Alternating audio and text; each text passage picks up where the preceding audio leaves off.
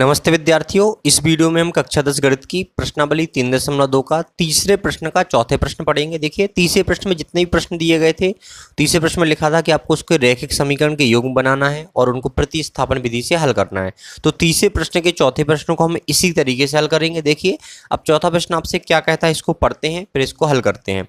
एक नगर में टैक्सी के भाड़े में एक नियत भाड़े के अतिरिक्त, नियत भाड़ा मतलब होता है फिक्स भाड़ा, चाहे आप 1 किलोमीटर चलें चाहे 2 किलोमीटर, एक आपको फिक्स भाड़ा लगेगा। उसके साथ जो किलोमीटर पे चलने पे भी आपको एक भाड़ा देना पड़ेगा, ठीक है ना। तो इसमें क्या लिखा है, एक नियत भाड़े के अतिरिक्त चली गई दूरी पर भाड़ा सम्मिलित किया जाता है। मतलब अगर आपने कोई टैक्सी ली किराए पर तो क्या होगा, आपको एक टैक्सी यहाँ से यहाँ तक ले जाने के लिए आपको जैसे इसने कर दिया फिक्स कि चाहे आप 5 किलोमीटर जाओ चाहे 10 किलोमीटर, आपको 5 रुपये तो इसमें साथ में लगेंगे, साथ में किलोमीटर के हिसाब से भी आपको पैसे देने पड़ेंगे, ठीक है ना। तो एक नियत भाड़ा लगता है, एक अतिरिक्त भाड़ा लगता है जो आप दूरी चलते हैं, ठीक है ना। अब इसमें क्या लिखा है कि आपको बताया गया है कि 10 किलोमीटर के लिए भाड़ा 105 है। मतलब आप अगर 10 किलोमीटर चलेंगे तो 105 रुपये लगेंगे। साथ में देखिए, इसमें किलोमीटर का भाड़ा भी जुड़ा है जो अतिरिक्त लग रहा है, और जो नियत भाड़ा भी जुड़ा है वो भी इसी रुपये में जुड़ा हुआ है, ठीक है ना। तथा 15 किलोमीटर के लिए भाड़ा 155 है। अगर आप 15 किलोमीटर चलेंगे तो 155 लगेगा। इसमें देखो, नियत भाड़ा भी जुड़ा हुआ है, इसमें अतिरिक्त चली गई दूरी जो 15 किलोमीटर चल रहे हैं उसका मतलब टोटल है ये, ठीक है ना। नियत भाड़ा तथा प्रति किलोमीटर भाड़ा क्या है, आपको बताना है कि जो आपका नियत भाड़ा है वो कितना लेते हैं, और जो हर किलोमीटर पे आपको चलने पर देना पड़ता है वो कितना देना पड़ता है, ठीक है ना। क्योंकि ये तो आपको टोटल करके बताया है कि 10 किलोमीटर चलेंगे तो आपको 105 लगेंगे, 15 किलोमीटर चलेंगे तो 155। इसमें कुछ फिक्स भाड़ा है मतलब नियत भाड़ा है, कुछ आपको 15 किलोमीटर के हिसाब से देना पड़ा वो है, तो टोटल मिक्स कर दिया इसको, ठीक है ना।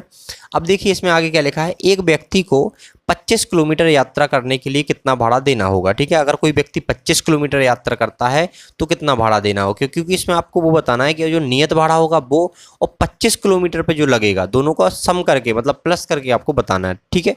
तो हम इस प्रश्न को कैसे हल करेंगे, सबसे पहले हम ज्ञात करेंगे नियत भाड़ा तथा प्रति किलोमीटर भाड़ा, ठीक है ना। तो इस प्रश्न को हम हल करते हैं, यहाँ लिखा हमने हल। अब हम इसको मान लेते हैं, क्या मानेंगे, सबसे पहले नियत भाड़ा मानेंगे कि नियत भाड़ा कितना ले सकता है, और प्रति किलोमीटर मतलब 1 किलोमीटर पे वो आपसे कितना भाड़ा लेगा, ठीक है। तो इस प्रश्न को हल करते हैं। तो देखिए यहाँ पर मान लेते हैं, माना क्या मान लेते हैं, जो नियत भाड़ा है वो x मान लेते हैं। माना नियत भाड़ा, टैक्सी का जो नियत भाड़ा है वो हम मान लेते हैं कि भाई चाहे आप 5 किलोमीटर चाहो चाहे 10 किलोमीटर, जो नियत भाड़ा है वो आपको उतना देना पड़ेगा, मतलब x रुपये मान लेते हैं, ठीक है ना। उसके बाद कुछ किलोमीटर के हिसाब से भी लगता है, तो देखिए तो लिखेंगे यहाँ पर प्रति किलोमीटर भाड़ा, मतलब हर 1 किलोमीटर के आपको हिसाब से उसके देना पड़ेगा, तो वो हम मान लेते हैं y रुपये, ठीक है ना। अब देखिए यहाँ पर अब क्या करेंगे, हम प्रश्नानुसार हमको रैखिक समीकरण बनाने पड़ेंगे जो भाषा दी गई है इसके अनुसार। तो लिखेंगे प्रश्नानुसार, प्रश्नानुसार। अब भाषा क्या दी गई है वो समझिए। प्रश्नानुसार आपको क्या लिखना पड़ेगा, देखिए यहाँ पर एक कॉमा लगा है, यहाँ पर क्या लिखा है, 10 किलोमीटर के लिए भाड़ा 105 रुपये है। मतलब आप 10 किलोमीटर चलेंगे तो देखिए 10 किलोमीटर में जो आपका नियत भाड़ा होगा वो हम मान लेते हैं x लगेगा, उतना तो लगना ही है, चाहे आप 10 किलोमीटर जाएं चाहे 25 किलोमीटर जाएं चाहे 15 किलोमीटर, जो नियत भाड़ा x है वो तो आपसे लेगा ही वो, ठीक है ना। तो देखिए जो 105 रुपये बना है ना, वो कैसे बना है, आपका नियत भाड़ा जुड़ेगा इसमें और 10 किलोमीटर पर जो भाड़ा लगा है वो जुड़ेगा। तो देखिए, तो इसमें नियत भाड़ा वो x रुपये तो सबसे लेगा ही, चाहे आप 10 किलोमीटर जाओ चाहे 5 किलोमीटर, तो x रुपये वो आपका नियत भाड़ा हो गया, मतलब फिक्स है, ठीक है ना। प्लस अब क्या करेंगे हम, इसने क्या बोला 10 किलोमीटर दूरी के लिए, तो हमें पता है हमने क्या माना है प्रति किलोमीटर भाड़ा, मतलब 1 किलोमीटर पर वो y ले रहा, तो 10 किलोमीटर पे उसने कितना लिया होगा, 10 का गुणा y में कर दो, 10y लिया होगा, तो 10y आपका ये अतिरिक्त भाड़ा हो गया, ठीक है ना, जो किलोमीटर के हिसाब से लेता है वो। तो टोटल इनको अगर उसने जोड़ा तो उसने कितना लिया, इसको 10 किलोमीटर पर चलने पर कितना लिया, 105 रुपये, तो उसने ले लिया 105 रुपये इससे, ठीक है ना। ये हो गया आपका, जो 10 किलोमीटर आप चले हैं तो उसमें नियत भाड़ा उन्होंने x लिया है, और जो किलोमीटर के हिसाब से मतलब 10 किलोमीटर पर भी लिया है वो लिया है आपको 10y, तो टोटल आपसे 105 रुपये लिए। ये समीकरण नंबर 1 हो जाएगा प्रश्न के अनुसार, ठीक है ना।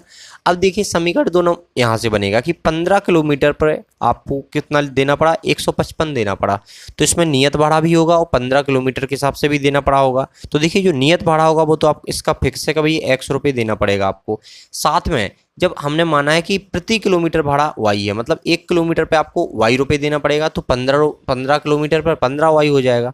तो यहाँ लिखेंगे हम 15 वाई बराबर कितना हो जाएगा, इसने कितना रुपये लिया आपसे, 155 लिया है, तो 155 ये हो जाएगा। इस समीकरण नंबर आपसे 2 हो जाएगा। अब देखिए हम क्या करते हैं, जैसे प्रतिस्थापन विधि से हल करना होता है तो समीकरण 1 से करते हैं। तो लिखेंगे समीकरण 1 से, तो समीकरण 1 लेते हैं हम। अब समीकरण 1 हमारा है क्या, वो समझिए। समीकरण 1 है आपका x प्लस 10y बराबर 105, ये आपका समीकरण नंबर 1 है। अब इसमें से हमें x का मान निकालना है, तो y का जो पद है ना, इसको पक्षांतर करना पड़ेगा। तो यहाँ लिखेंगे x बराबर 105, और जो 10y आपका यहाँ पर प्लस में है, तो इस साइड पक्षांतर करेंगे तो माइनस में हो जाएगा।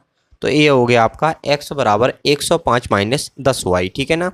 तो ये आपका समीकरण नंबर 3 हो जाएगा। अब हम क्या करेंगे, जो समीकरण 3 में x का मान निकला है उसको हम समीकरण 2 में रखेंगे। तो लिखेंगे x का मान, इतना दिख रहा होगा आपको, x का मान समीकरण 2 में रखने पर,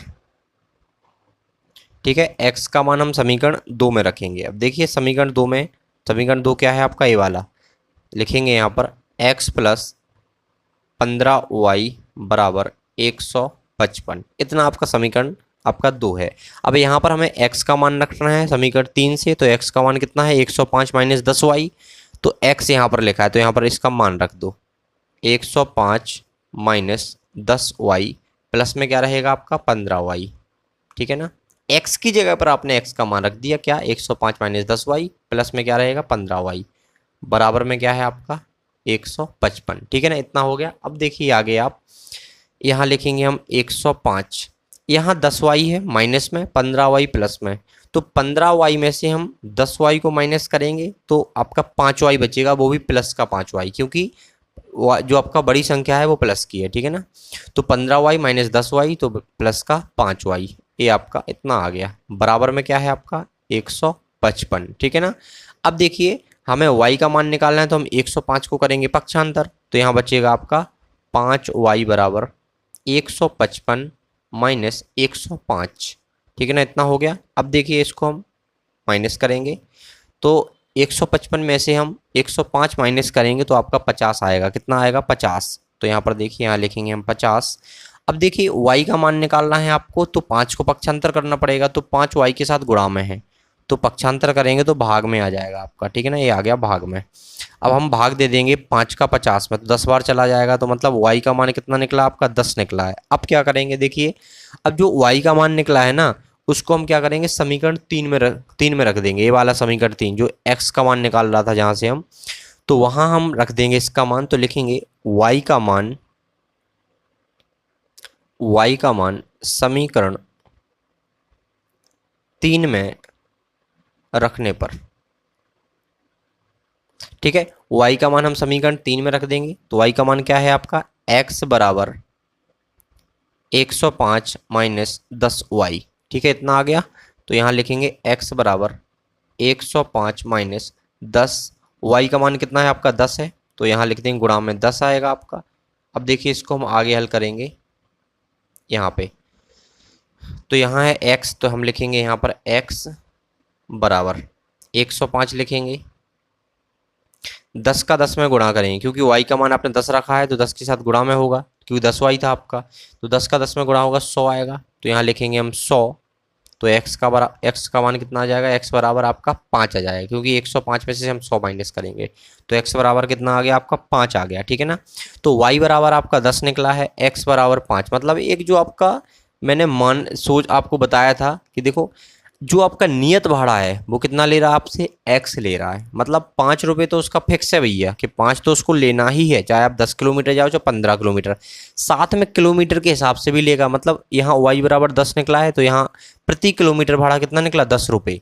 अब इसका पता है आपको समझाते हैं कि अगर आप किसी टैक्सी से 10 किलोमीटर जाते हैं, ठीक है ना, तो 10 किलोमीटर पर कितना लगेगा आपको, 10 का 10 में गुणा करो तो 100 रुपये लगेगा, साथ में आपसे नियत भाड़ा कितना लिया जाएगा 5 रुपये, मतलब आपको टोटल 105 रुपये देना पड़ेगा। इस तरह से ये काम करता है आपका कि आपको 5 तो देना ही पड़ेगा, साथ में आप जितने किलोमीटर चलेंगे वो भी आपको देना पड़ेगा, ठीक है ना।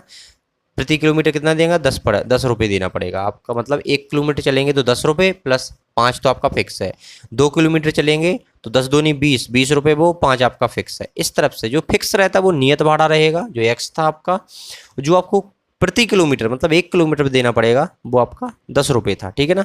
अब देखिए आपसे आगे क्या पूछा गया था कि एक व्यक्ति को 25 किलोमीटर यात्रा करने के लिए कितना भाड़ा देना होगा। अब आपसे 25 किलोमीटर का बोला गया।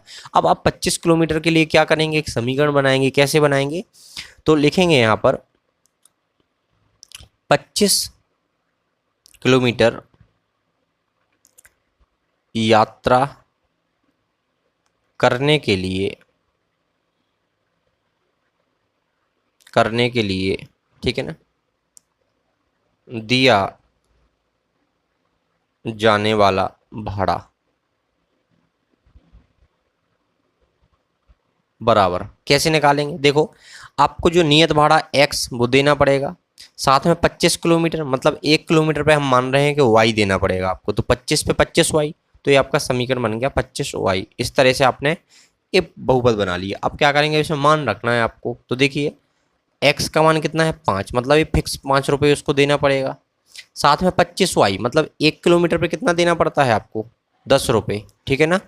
तो 25 किलोमीटर पे कितना देना पड़ेगा आपको, 25 गुणा 10 कर दो आप, 25 गुणा 10, तो 5 आपका यहाँ पर फिक्स भाड़ा है, ठीक है ना। और उसको 25 किलोमीटर पे देना पड़ेगा, उसको 25 गुणा 10 कर दो, 250 रुपये देना पड़ेगा। तो यहाँ पर उसको टोटल लग जाएगा कितना, 255 रुपये देना पड़ेगा उसको 25 किलोमीटर के लिए। तो आपका कितना आ गया, 255 रुपये आ गया। तो यहाँ लिखेंगे हम रुपये 255, ठीक है ना। अब देखो तीनों आंसर लिख लेते हैं हम, कौन से, देखो तो आपने जो नियत भाड़ा था तो लिखेंगे अतः नियत भाड़ा जो उसको देना ही पड़ेगा, जो बैठेगा टैक्सी में, नियत भाड़ा बराबर रुपये 5, क्योंकि x का मान था तो यहाँ कोष्टक में x भी लिख लेते हैं। नियत भाड़ा x बराबर रुपये 5, तो 5 रुपये उसको वो देना पड़ेगा। साथ में आपने क्या निकाला है, प्रति किलोमीटर भाड़ा, y बराबर 10 निकला, तो लिखेंगे प्रति किलोमीटर भाड़ा मतलब 1 किलोमीटर पर उसको y रुपये देना पड़ता है। कितना देना पड़ेगा, मतलब 10 रुपये। 2 किलोमीटर पे 20 रुपये, ठीक है। 3 पे 30, 4 पे 40, ऐसे 25 पे कितना निकला था आपका, 250 रुपये, ठीक है ना। तो हर किलोमीटर पे आपको 10 रुपये देना पड़ेगा, तो साथ में आपको 5 रुपये तो देना ही पड़ेगा, ठीक है ना। एक बार ही देना पड़ेगा 5, बाकी ये आपका प्रति किलोमीटर बढ़ता जाएगा, 10, 20, 40, 30 ऐसे बढ़ता जाएगा, ठीक है ना। और इसके बाद क्या पूछा गया था, 25 किलोमीटर यात्रा करने पर, तो लिखेंगे बाद में, ये पहला आंसर हो गया 5 रुपये, दूसरा 10 रुपये आपका प्रति किलोमीटर भाड़ा के हिसाब से। अब आपको क्या करना है, एक व्यक्ति को 25 किलोमीटर यात्रा करने के लिए भाड़ा देना होगा, तो लिखेंगे 25 किलोमीटर यात्रा करने पर दिया जाने वाला भाड़ा बराबर रुपये 255, ठीक है ना। ये आपसे 255 रुपये इसको देना पड़ेगा, ठीक है ना। इस तरह से आपको इस प्रश्न को हल करना है। तो आशा करते हैं आपको वीडियो पसंद आई होगी। अगर आपको वीडियो पसंद आती है तो वीडियो को लाइक करें और चैनल को सब्सक्राइब करना ना भूलें। Thanks for watching.